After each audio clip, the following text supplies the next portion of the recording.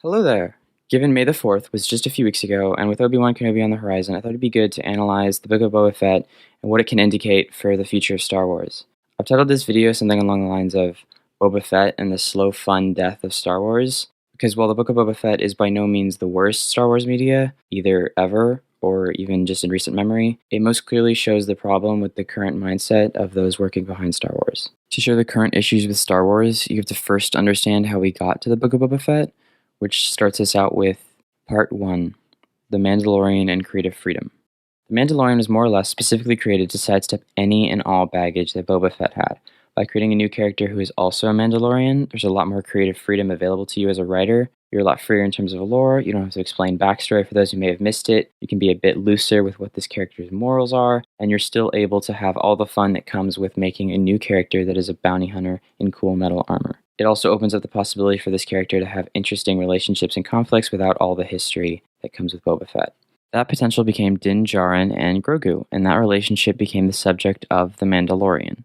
Season 1 was a success, entirely built off of that working relationship and conflict. Flash forward to Season 2, and the limitations with the initial relationship have been reached. Instead of working to evolve the relationship and conflict, Filoni and Favreau went back to their comfort zone, Clone Wars and Rebels characters, which includes Boba Fett. Now, there was absolutely potential in this angle. We could have seen Boba define himself as a Mandalorian in the eyes of Pedro Pascal and build out the Mandalorian culture and religion, but it just devolves into Mandalorian action. The way that Boba's entrance so closely mirrors the Robot Chicken sketch shows this more than any single thing. It's also kind of a weird, backwards way to introduce him, considering that earning his armor could be the conclusion to its own mini arc within the series. The reason his introduction was so weird is because he had his own show coming, bringing us to the problems there. Part 2, Motivation and Flashback Structure.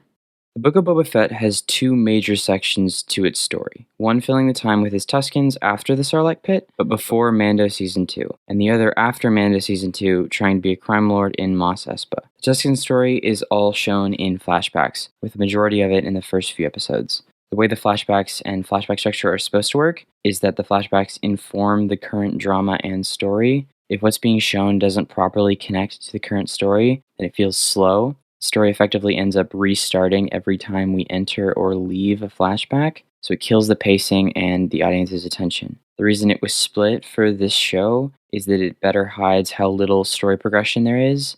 Think about how little we actually move forward with each episode. After 4 full episodes, this is what has been accomplished. He's been around town, told people he's daimyo, survived an assassination attempt, traced the assassin back to the mayor, then tells the mayor off, then tells the Hutts off. He then hires the punks, who help him fight off Kazakhstan. Then the Hutts tell him they're leaving and give him the Rancor as a gift. Then Boba makes a deal with the other daimyo in the area. A lot of that was delaying the conflicts and hiding information to drag things out. The conflict doesn't change meaningfully. There are too many impasses with the mayor, his henchmen, or the Hutts.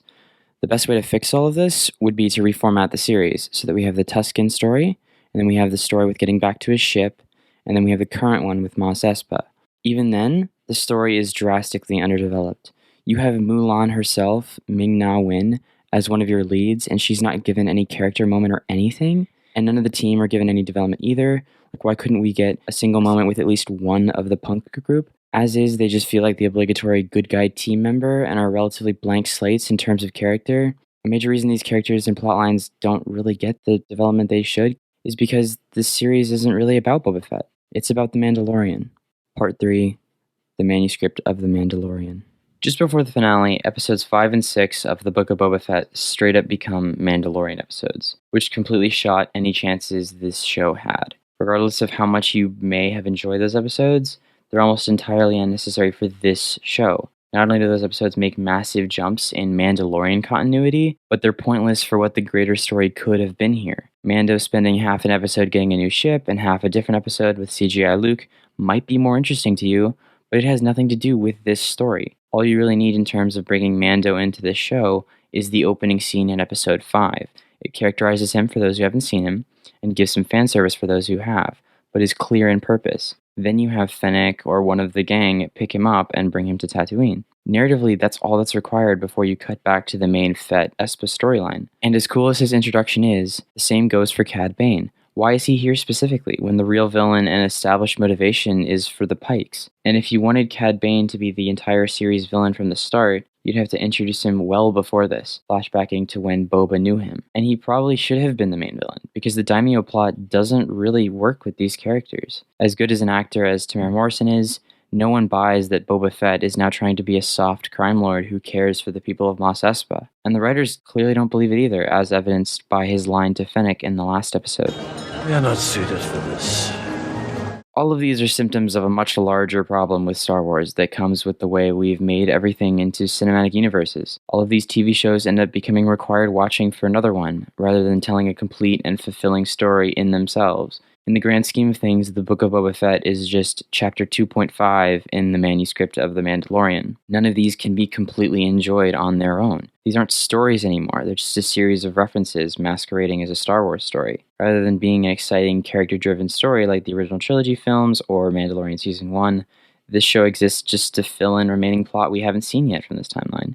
It doesn't exist to tell a story, it's filling in lore. It's just more Star Wars without understanding what makes Star Wars so meaningful. Not only is this kind of apparent from the show, but they've said explicitly this. We're telling a Boba story that went forward, yet it flashed back to answer all our burning questions and fill in what happened to Boba.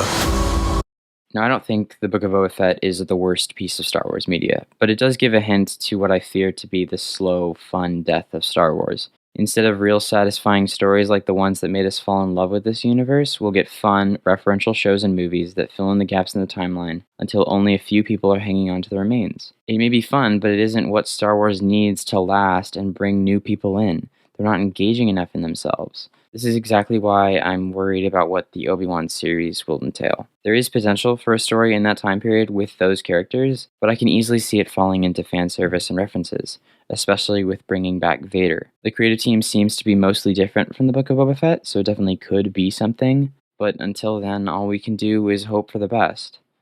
After all... Help me, Obi-Wan Kenobi. You're my only hope.